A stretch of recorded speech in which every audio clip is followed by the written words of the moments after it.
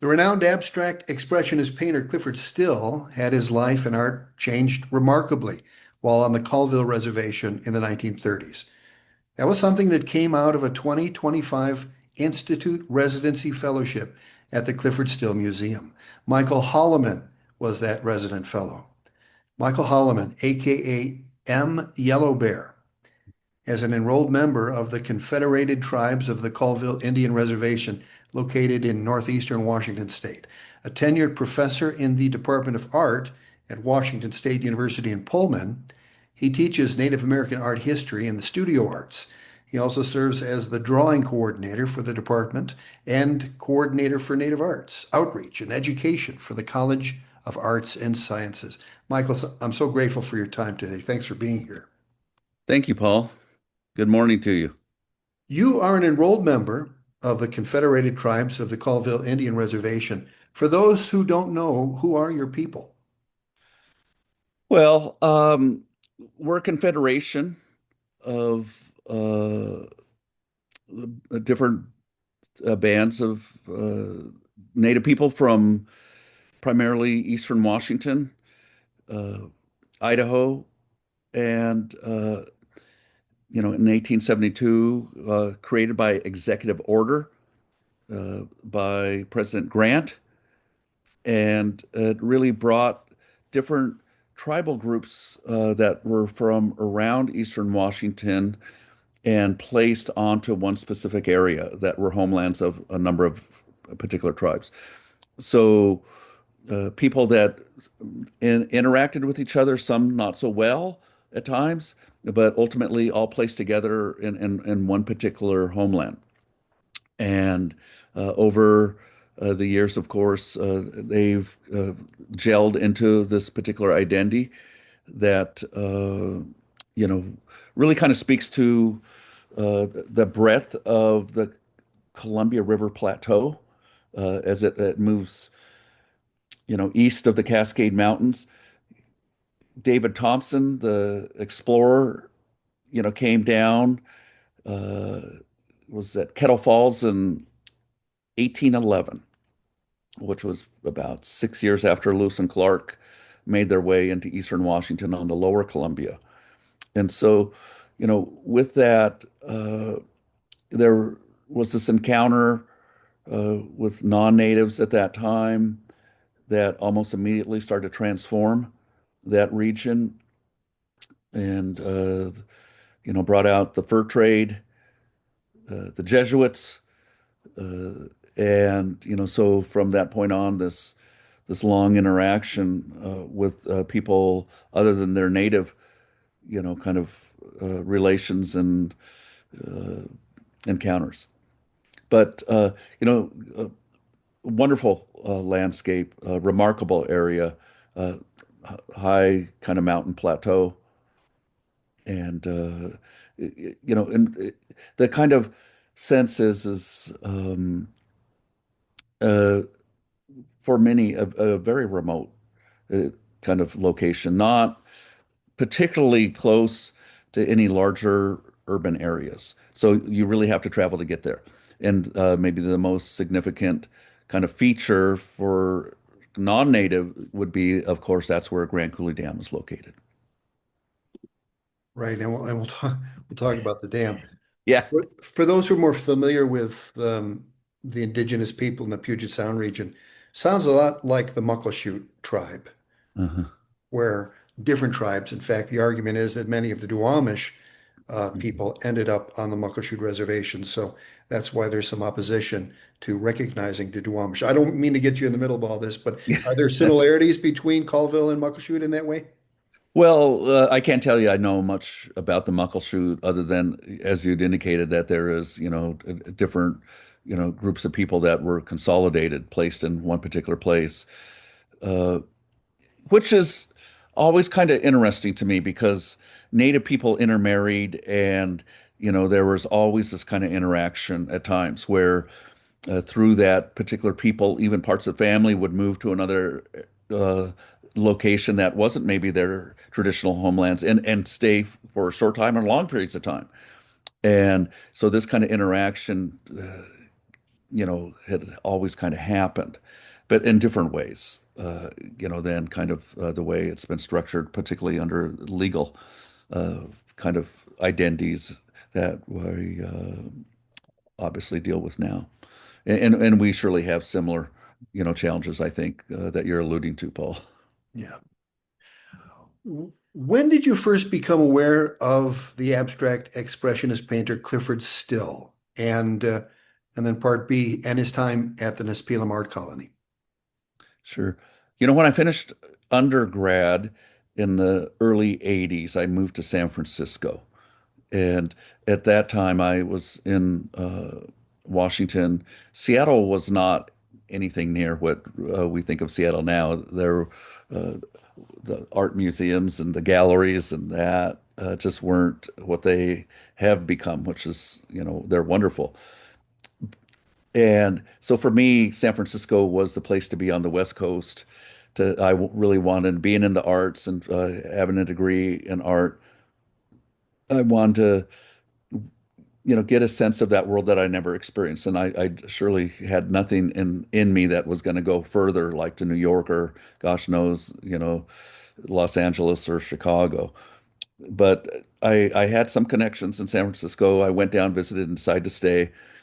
And in that, I met a lot of people, and a woman that I was involved with was from New York, and we would go to the San Francisco MoMA, Museum of Modern Art, and it was there that she introduced me to Clyfford Still's work and a number of paintings in the collection there in San Francisco Museum of Art of Clyfford Still's. And so that was my introduction, and what a wonderful introduction. And so, but it really came from kind of, you know, uh, Clyfford Still as he had become Clyfford Still in a world of New York or that kind of work. The latter part of your question, with Clyfford Still and the Nespelem Art Colony was many years later. And, you know, that was, I had finished my first graduate degree in art education at Gonzaga University in Spokane, and was in Pullman looking at uh, potentially going to school there and doing an MFA in drawing and painting. And that summer of 91, spring summer of 91, I was in Pullman, and there were uh, particular portraits on display in the art museum. And they were from Worth Griffin, who had worked with Clyfford Still, was the chair of the art department when Clyfford was a graduate student in the art department and a junior faculty member. And they were paintings he had done uh, from time at Nespelem. And I recall seeing the people and realizing I knew some of them personally. And of course, they were much younger in these paintings from the 30s than the people that I knew at that time in 1991. And I remember going home to the Colville Reservation. My grandmother was still alive then, and talking with her about that, and if she remembered. And she initially said she didn't, because it just, in her words, so much had happened since that time. And but in reflection, she said, I kind of now I do remember people being over at the agency at Nespelem, and people talking about that.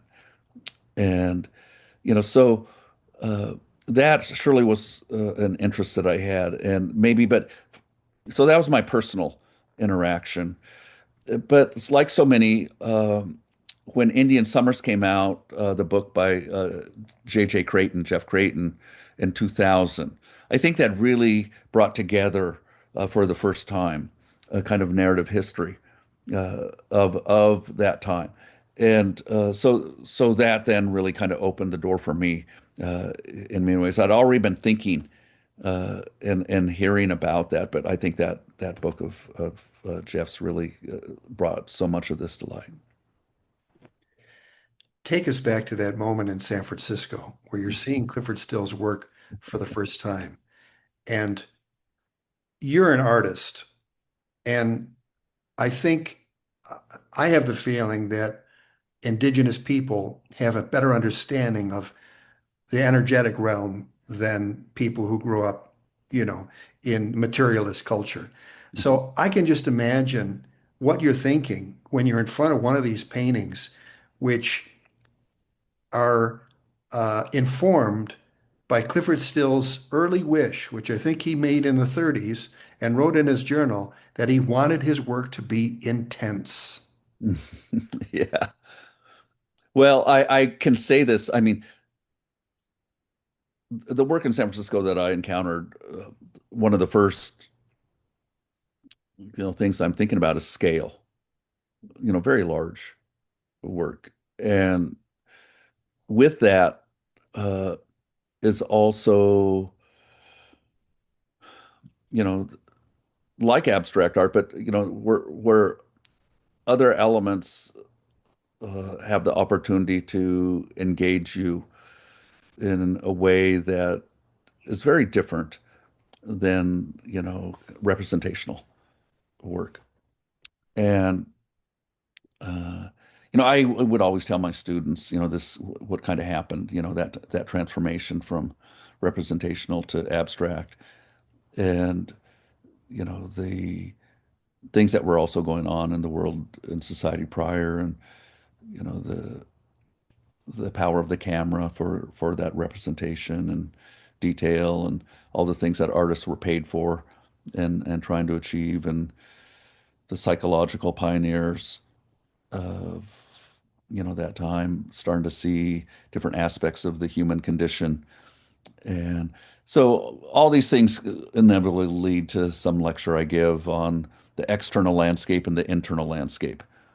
And, by the time we get to abstract expressionism, we really have this opportunity to talk about the internal landscape, that art was able to present this and speak about that through color, through, you know, s- really, different aspects of painting where the painting became about the paint also, as much as anything, what the paint could be and its surface and its, form.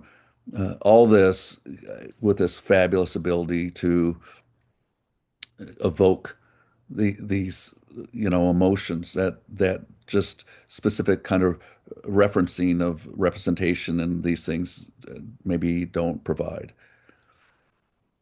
And as much as I say that to my students, I was that student at one time having that experience, at 22 years old in San Francisco, standing in front of this wonderful, you know, painting by Clifford Still, with that energy and that power and that color and the way that palette knife, had uh, really created this kind of quality as you got up closer to it. So yeah, absolutely.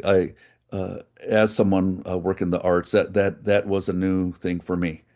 That was one of the highlights of moving to San Francisco and being able to have access to a wonderful museum with so much different opportunity to have that engagement with art on so many different levels. I have to tell you that even the slightest amount of investigation into what Clifford Still was trying to do, what tropes he used, how the shoulders come in and out of things, how the lifeline comes in and out of things. When you begin to discover these things, the work does begin to unfold. If not a deep meaning, and I think it does, but if not that, certainly a feeling, a response to it. And my own residency here has been extraordinary in helping me understand and helping me be able to communicate that to people who I've invited to come to the museum and take a tour of the work, shaded by my own experience and my own project. So you were a resident fellow last year, and in your residency, you looked at Still's journal about his trip to Inchilium and to Mhm. Nespelem. Mhm. And you said, quote, some of the observations that Clifford made were a bit challenging for me, to say the least, especially in our contemporary time. Can you elaborate on that? Sure. The that distance between 1936 when Clifford Still and Worth Griffin took the ferry across the Upper Columbia River from the east side of the river to the west and ended up in Nespelem on the Colville Indian Reservation. That kind of moment itself for me is, I'm transformative in a way that it speaks to the separation of particular worlds at that time. The interaction between native and non-native people at that time was intentional.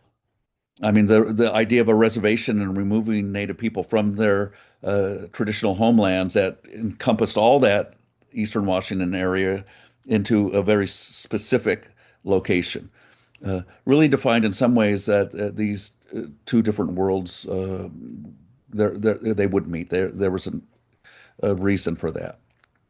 Uh, and but there, Clifford was coming from a world that he had come from, and what that was, what it was about, who he was, the person he was with, Worth Griffin at the time, an elder, a professor, the chair of the department, who'd come from the Midwest, Chicago Art Institute, this, and younger Clifford Still, just kind of still a little wet behind his ears, yeah, but already had some, significant kind of experiences, particularly, with art. And all of a sudden, they come into this other place. And, with some research or that, you can kind of get a sense of a number of different things, I think. And that to me, that kind of that tension of the encounter is maybe the points that I was thinking about, and how that kind of situation set up, and that he wrote about this in his, journal. And it's not extensive, but we have access to what he was thinking and what that was, and specific, and candid, to say the least. And so, in 1936, uh, that was just 12 years after the American Indian Citizenship Act of 1924. So the native world already was transforming. It's hard for people to believe that it was that, you know, last a couple of years ago was 100 years since Native Americans were citizens of the United States. So I only speak about that because it presents really this distinctive difference between people. Not just physically, they're separated. You're not going onto a reservation interacting unless you have a reason to. And that those two worlds just didn't meet, particularly at that time, in the ways that we might think. And maybe it's, to be honest, uh, there that exists still in many ways. And the Depression was in full swing at that time also.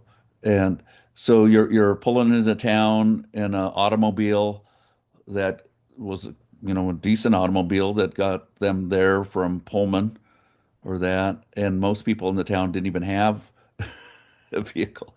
So these social differences, these economic differences, but when Clifford's making comments about what he sees, and he's able to very adequately point to something, and he sees the behavior, he sees that. I imagine the comments that I found kind of problematic and in their kind of personality and attitude of the people was the tension. They were not particularly excited, happy to see them, and maybe vice versa.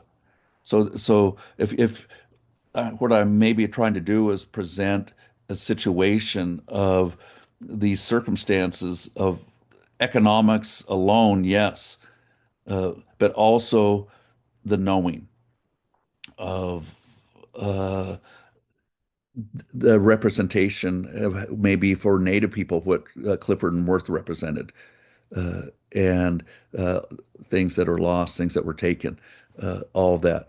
And so the suspicion, the attitudes that Clifford mentioned about some of the people he encountered and how they uh, were suspicious, how they were short in interaction. These things were difficult to read about in the way that we look at it, now as we would encounter people and he's writing about that. So to me, that was the narrative there, I could dissect and really think about if I added more context. And I didn't want to do it in a way because um, th there were things when I first encountered Worth Griffin's work in 1991. And I was able later, through a small fellowship and resources, to come back um, almost a decade later and have direct interaction with that work. Uh, and started to, in doing so, I came across writings that Worth Griffin had that he had indicated about the people that he was painting. And that really was profoundly difficult, the language that he used, and the, you know, about individuals or Native people. And so when I started to do more work with Clyfford Still, whose work I absolutely liked, as our previous conversation about encountering that earlier in San Francisco and that, I was scared because I didn't want to find that same sort of kind of context that I had experienced with his colleague about Clifford. Because I just, and I wouldn't have been surprised, I thought, but I didn't want, and I haven't per se, not in that same way. And so that that part was always a little delicate uh, because I was prepared for it for sure. The fact that there was an age difference between Worth Griffin and Clifford Still Mhm. might have a lot to do with their perspective on how they dealt with that. So, character may be part of it, but Mhm. also Mhm. just the generational shift in Mhm. perceptions towards indigenous people. Mhm. And of Mhm. course, we'd see something even more towards, I guess, what we would consider an ideal at this time, but still Mhm. not quite there. But very Mhm. complicated. I really love the deft way in which you're discussing this. I appreciate that. Um, you also discover in Still's notes during your residency last year Mhm. that he was making a point. He thinks he'd kind of rather be with Nespelem people than the people of New York. And maybe it's this point in your investigation, you're beginning to see a shift in what's happening with Clifford Still Mhm. as they get over the initial shock. They're dealing with people who, every time they see settlers or the descendants of settlers, bad things happen to them. So Yeah, you can imagine they're a little skeptical, and yeah. yet, and yet Clifford Still begins to open up in your view. Talk about that. Well, in my presentation last year, Paul, I think the presentation's arc was that kind of candid presentation of certain things on that first day when they came uh, to Inchlium. It's a good 60 miles more across a very mountainous terrain, from Inchlium on the far eastern side of the reservation to Nespelem, heading west towards Grand Coulee Dam. And I can only imagine, I've driven that road many a times, and I can imagine it on a mountainous road back then in the 30s. I can't, maybe the truth is I can't imagine it. Uh, but they made that trip and then ended up at the agency, the Indian agency there at Nespelem. And maybe for clarity for a lot of people, uh, that Nespelem is the agency, historic agency, where all the agency offices and where the head of the Indian agency was located. Obviously, a non-native person that was the one who kind of managed the monies and all the other resources that were promised to the people through, their relationship with the federal government over time. So by the 1930s, when they get to the agency, they encounter a much larger population at Nespelem because it was the agency there than they surely did in the very remote kind of location of in Chilean. And so for me, I guess thinking of that transformation was coming into a different kind of aspect of the community on the reservation, and maybe in some ways speaks to the complexity of trying to speak to how large the Colville Reservation is and how uniquely different it is from place to place. Because different locations on the reservation represent different tribal groups that had been placed there in historic homelands of particular people. And so when you get to Nespelem, you're also getting to different peoples. They're the historic people that lived in that area, but you're also encountering Chief Joseph's band of the Nez Perce that were placed there also, and their allotments and lands are there in Nespelem. And of course, Joseph was long gone uh, by the time that Clyfford Still and Worth Griffin get there in the 30s. But uh, in that, I think for me, I always try to imagine uh, this kind of interaction with Nespelem, not just as kind of the government center for the tribe. Uh, and it's also was at a time of the powwow uh, and the Nespelem powwow in July. And so we just had that, of course. Here we are talking, and it just finished this last weekend. And again, the way, my mind works thinking and trying to imagine them encountering that and whatever their ideas were, of Native people, they're all of a sudden, as much as they're encountering direct images of the poverty, of the difficulty, the separation, the things that he started to talk about of the promises of land resources and that they weren't being provided. So here they were, uh, with struggling with economic and health conditions, which he specified. But at the same time, they are gathered together to celebrate. Of course, it's a celebration, but maybe over time, maybe that summer, surely more interactions with that as they're there during that time in the forthcoming years after they decide to come back and create the art colony.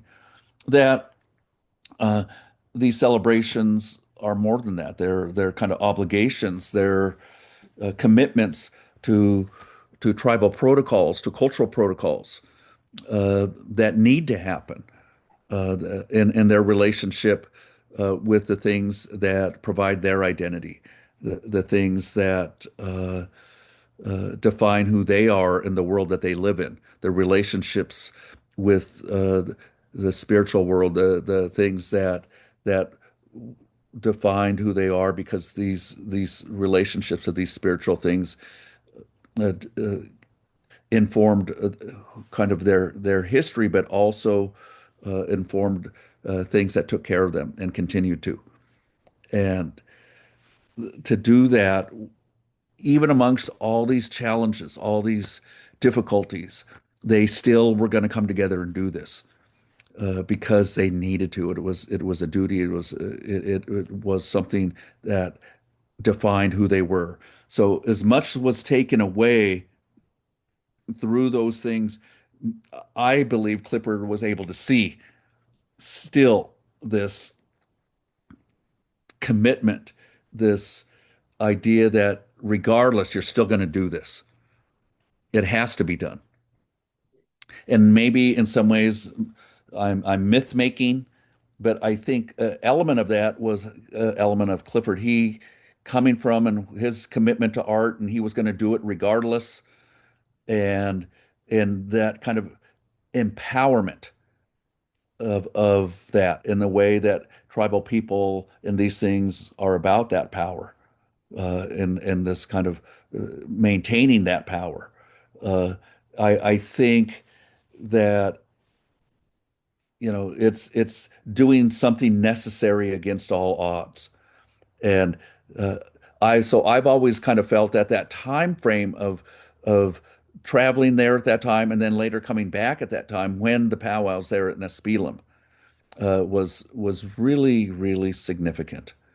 Uh, if I was to say something that had impact, because I think Clifford was sensitive enough to that, or else you're just an observer. You're just kind of from afar. You're looking at things kind of from far, but they were really in that. And unfortunately, he didn't write about maybe some of those deeper conversations or connections or explanations about that. But I think those things must have mattered to him. As I investigate his work, I see that the concept of verticality comes back over and over again. Mhm. With a lifeline, which you see a line going up in many, many paintings. Mhm. During the representational time, it might be smoke from a locomotive, but there's still that streak going up from near the Mhm. bottom up to the near the top of the painting. The love and respect he had for people working the land in Alberta, the farm workers, who Mhm. are depicted with enormous hands and enormous jaws as he begins to, dip his toe in non-representational work. But throughout it, one can almost define a mathematical equation. Verticality equals integrity. And the museum itself has cement lines going up that are kind of broken up and are there to, in a way, mimic or at least allude to his work. So I think what you're saying is he saw that same verticality in the Nespelem people by the end of his time there. Yeah, I think, as I think, just that, not that they had choices to go somewhere else. Obviously, some of those choices were removed from them for obvious reasons. Um, you know, they the Nez chose to stay there. The opportunity for them to go back to Lapwai in Idaho, after everything, that's a different story. But the ability to maintain this kind of important aspects of who they were and their identity and how that can be represented through different kind of images or ways that you put work together. Um, I always loved that his sketches there from the time he was at Nespelem, the ones that are in the collection, the color that he uses in drawing the shawls, the clothes that people are wearing, twofold. A, they add color to people that are usually seen in black and white. Yeah, uh, he the color of it's not the sepia tone photographs of Edward Curtis. Uh, there's this color, so it gives them life just by adding color to them. And it's no coincidence, and you're holding up the book, from the exhibition, that so those same colors show up later in a lot of his work that is just abstract. And so, you know, I uh, I think he was able to to make connections on certain things through that encounter, that in the way that you're talking about also, that maybe weren't connected at the time, and he was able to start to put some of those together. Is that how he was transformed? You talked last year about you said he became kind of transformed Yes. for the rest of his life. Do you think Hmm. that's how it manifested? He was always recalling that through palate and through verticality and the notion of integrity, or was there more to it than that? Oh, gosh, he would scoff at any kind of analyzing, process that, this meant this or that, and I'm well aware of that. So I surely don't want to, make those claims, because he'd be the first to just, you know, throw that back at you, because what art making is. But I do believe, as artists do, particularly, that, and maybe that mythic description of, the art is about digging into yourself and, digging in your soul and finding those truths, right? Particularly this modernist ethos, of that that's what we do.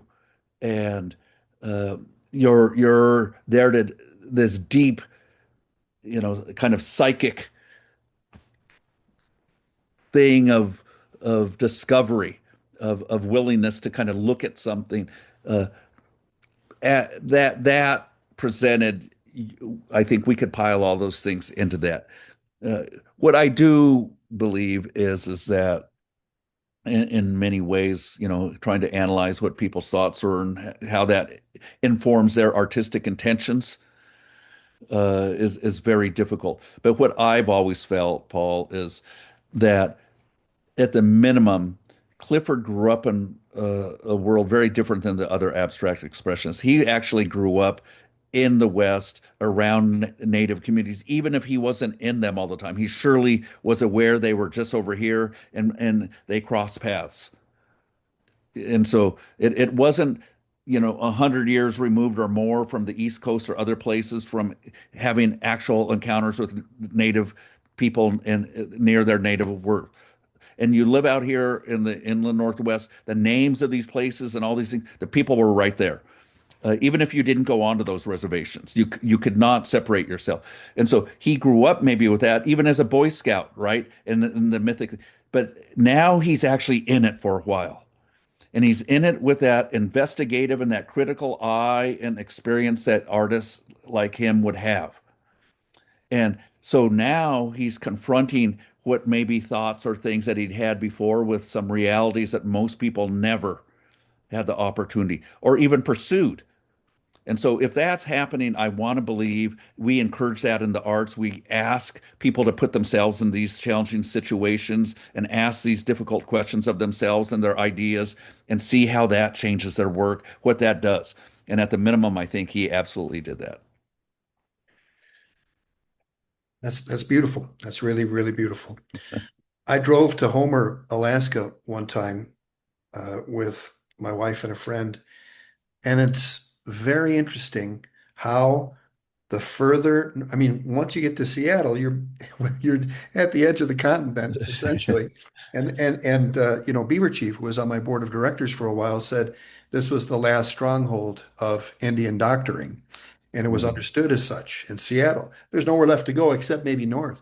And when you take a trip north like that, a road trip, you see how the further north you get, the more present indigenous art is and how important it is for the culture of BC, northern BC, and then Alaska. So I hear it, and it's exactly the place I was taken when you started talking about Clyfford Still's immersion there at Nespelem. Um, I asked Robert Bringhurst, who's translated Haida and Mhm. really understands the language at least, and I think some of the culture as well because of the language study. I said, I had a specific question about the research of Vern Ray. Mhm. He said Vern Ray did a lot of valuable anthropological work, and he tried his best with the linguistics. The language part was harder for him, but he was usually close enough to be helpful. There was an indigenous word I wanted to spell correctly, and I don't even want to take a crack at it, but I want to share the screen so you know Okay. exactly what I'm talking about. And this is the word. Okay. Um, I suspect it's interior Salish. I don't speak our language, Paul. I wouldn't pretend that I do. I surely have grown up around it. Um, the way that we pronunciate things is Snexpus, what that might be. Uh,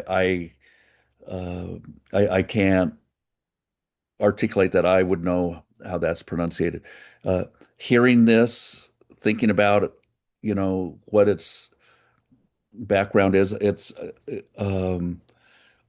you know,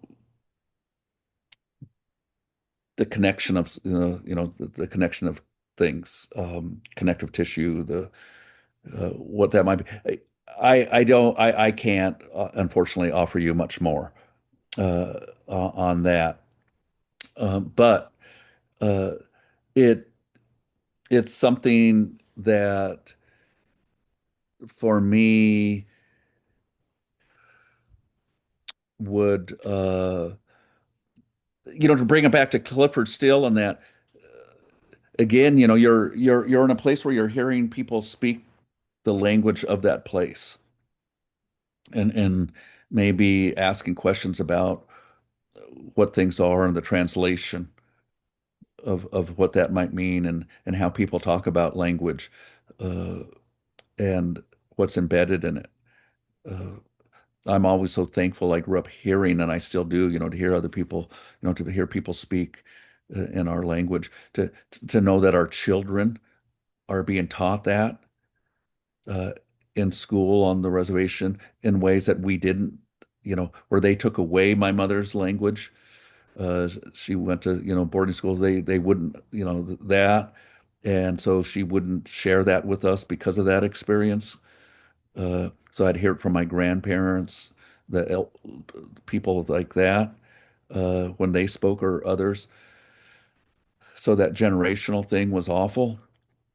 But knowing now that with that empowerment bringing back the fight for many things, and one that we can each speak our own language, and so as we look back at all that work that happened, to you know get agency back over not just our political identity and but our cultural identity.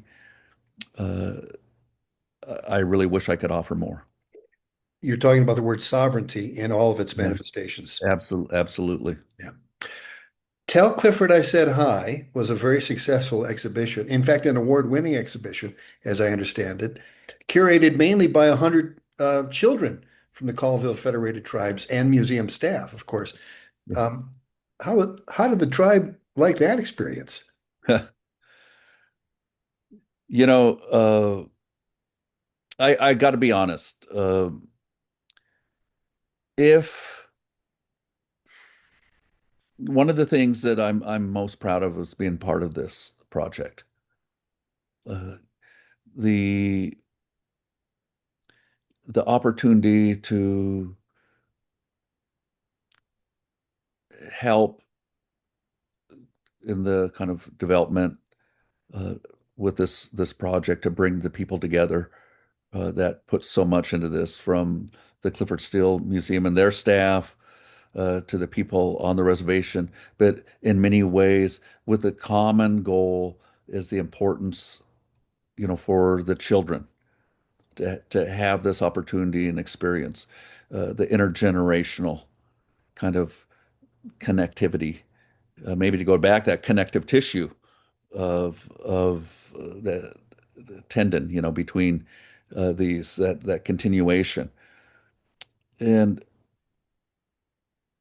I think the ability from the very beginning when myself and John Cyrus working, with Bailey and Nicole and bringing people together, traveling to the reservation and listening, presenting and listening to the tribal council and what they felt was important. And in doing so, what was important was our children, our future generations.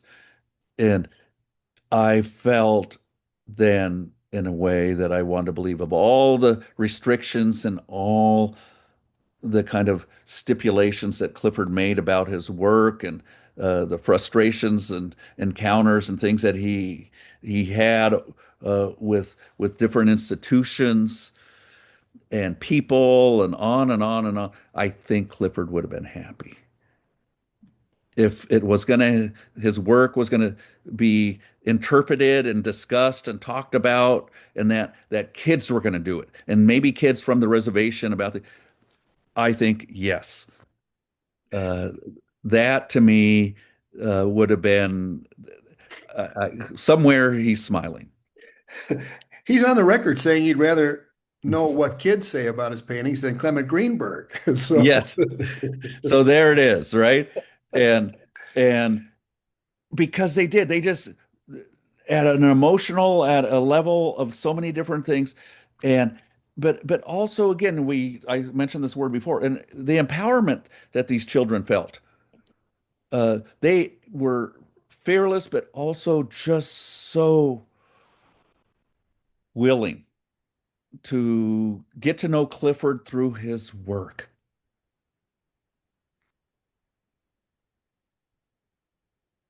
Uh, what kind of grade do you give the museum and the museum staff for their artfulness in pulling this off? Well, the highest grade, and I'm not saying that I'm a tough grader. You can always, get online now and, they can pull up whatever professor, students, they have comments in that, I guess, but what I grade, I want people to, to be inspired. I want people to take risks. I want the process to be as important as the product.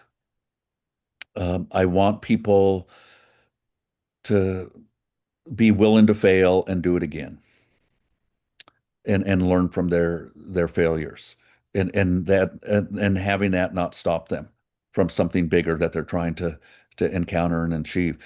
Uh, so with that, uh, not easy for an institution like a museum or one that comes with, the parameters of expectations and restrictions in many ways that the Clyfford Still Museum might have about how the work can be presented and used or these. And so uh, that element in talking about vertical, it comes from the top. It takes the leadership to have a belief in something like this that would allow them to put themselves in positions at times where they don't have authority over everything. And they did that by working with the tribe, allowing the tribal community and the people to dictate to the point that we're allowing children to to be the basis of the interpretation. And you're coming from a world where academics, that's their roost. Uh, and but for the tribal people, as I've said this when we had the opening, Michael Marchand, one of the elders from the Colville tribe, former councilman and chair, uh, said, "I'm so excited he was there, and I'm so happy he was there. I'm so excited that the children, get to talk about what they see before we tell them what they should be seeing." And I think that would have made Clifford so happy. Because that power, that energy, that possibility that we want to say children, you know, have. Uh, but also the way I see it is, you know, where a culture and to dream is a very powerful thing. And one of the worst things that happens in our world is people stop dreaming at too early of an age. And in some communities, children, that dreaming stops too early. And um, this really allowed these children to dream and keep dreaming. And I'm so happy for the museum at the least providing that opportunity. Can you imagine you at 22 seeing Clifford Still's paintings for the first time? And these kids at age 7 and 8 and whatever they were, Yeah, how that's just got to blow their head apart in terms of what's possible in art. sure. And you know, the things that come together that you never would have believed, and this is one of them. And standing in the exhibit, being in that world, having been there, still, a part of my life, but being, that bridge between a world in northeastern Washington, that landscape, the people, all the things that I'd like to, continue to speak about because it means so much to me. But that bridge that's built, from 1,000 miles away to this place, this museum in Denver, in this wonderful urban setting, and things still being retained between the two. Yeah. Great accomplishment. Um, do you think WSU and Spokane have properly taken advantage of the fact that a Coug and native sons spent significant time in those two places? Well, uh, I tell people, Clifford Still might be our greatest alumni that most people have no idea who he is or existed. Um, and I don't know if that would have bothered Clifford. Uh, what I do think is, things happen in their time. And uh, what Clifford was pursuing, I don't think was about per se a need to ensure that Spokane or WSU were aware of everything. Um, but again, some myth making, that the Clifford left and never came back and moved on and only faced where he was going, and kind of not true. We know Clifford had family back there and he's continued to come back and visit. Was he coming back to WSU or the no? Do we know that he went back to no, to the reservation? No. Uh, We do know that he wanted to help Jackson Pollock dry out by taking him on a road trip to Spokane. yeah. Yes. We do know Right. that. No, that's great. But so um but uh I lost one of my mentors, a colleague, a good friend just recently, Patrick Seiler, a painter, ceramicist, great artist here at WSU. He just unfortunately passed away. And talking with, Patrick a number of years ago about Clyfford Still and WSU and the art department here, he mentioned this word that I loved, and you would know it if you were out here in the Palouse in Eastern Washington. And he put it in the context of faculty, people that were here, and they all kind of shared in the big empty, this big space and the power that that's had on people that have chose to stay out here in their work, and because you can't escape it.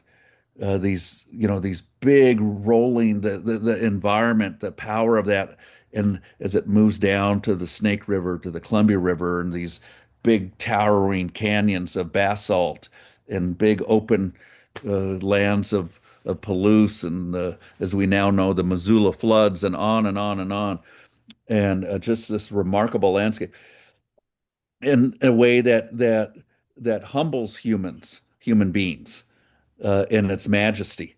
Uh, and Patrick told me Clifford experienced that also, as all that were here did in different ways and have, and how they came. how that manifested might be different in so many ways, but he was convinced that was also a part of Clifford's experience. And so I always felt happy about that because one of the first things that I did when I visited the Clyfford Still Museum for the very first time, not long after they opened it, and introduced myself to them. And I'd met some of their staff and the director at that time. Have you been out to Eastern Washington? And none of them had. And I'm like, you really got to go. Yeah, yeah, yeah.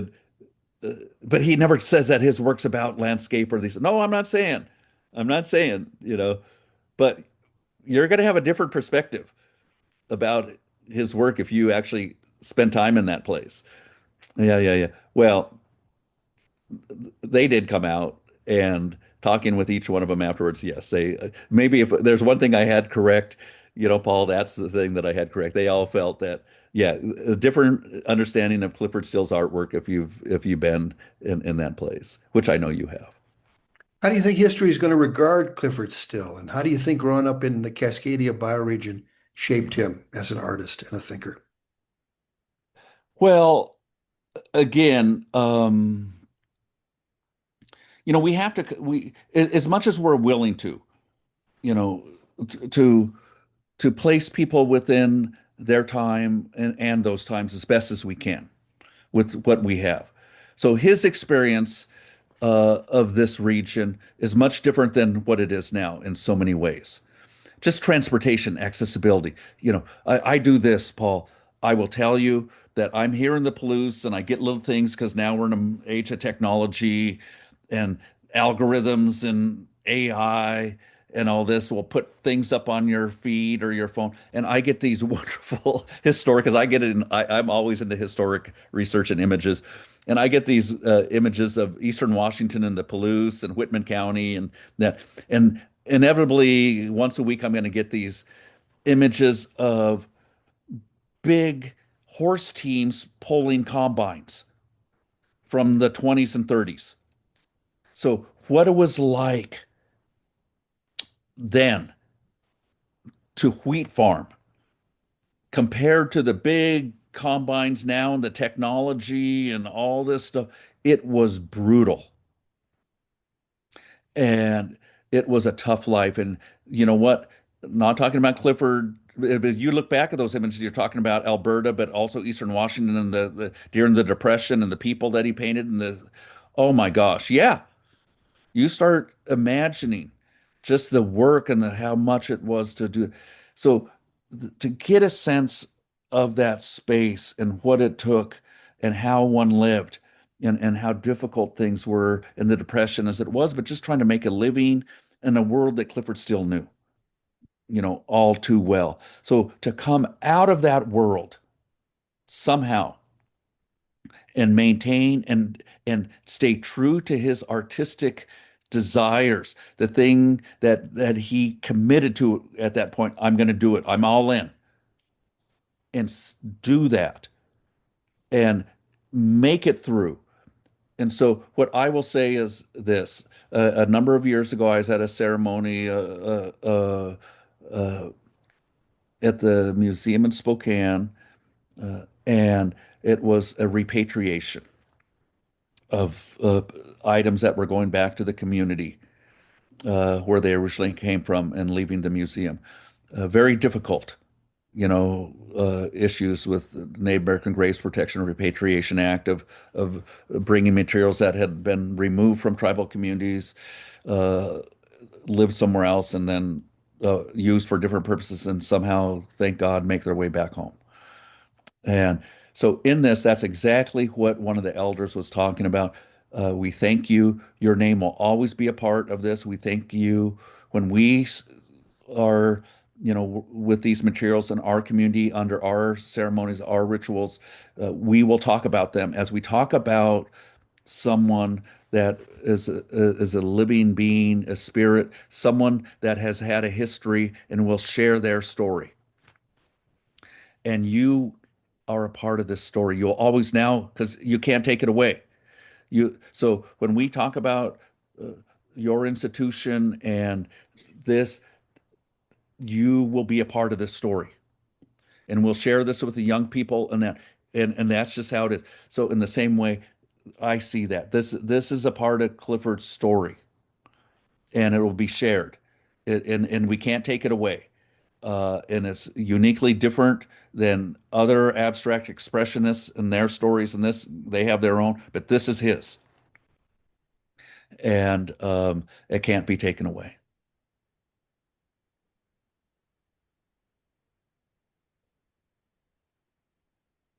I'm so grateful to have had this experience with you, Michael. I'm so grateful for all that you've done and how you've conducted your life and your insight into Clifford Still, who's very important to me. And not everybody gets to have this kind of intimate dialogue with you. And I'm grateful that I have been able to have this experience. So thank you and continued success with your work. Well, thank you, and I'm glad that our kind of uh, common experiences, fellows at the Clifford Still brought us together, and I recognize uh, the things that we share, and I'll look forward to continuing this relationship, Paul. Amen. Michael Amen. Holloman is tenured professor in the Department of Art at Washington State University in Pullman, Washington, talking about Clifford Still's time at the Nespelem Art Colony on the Colville Reservation. Lemlems, thank you. Hajka.